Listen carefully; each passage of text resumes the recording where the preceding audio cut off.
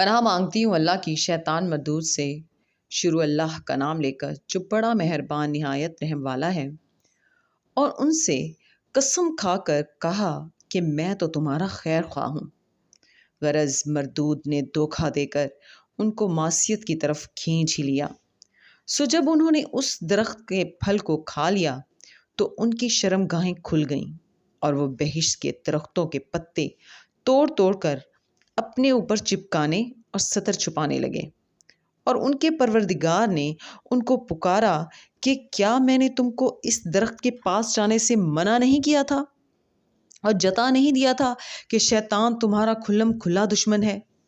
دونوں عرض کرنے لگے کہ پروردگار، ہم نے اپنی جانوں پر ظلم کیا، اور اگر تو ہمیں نہیں بخشے گا اور ہم پر رحم نہیں کرے گا تو ہم تباہ ہو جائیں گے۔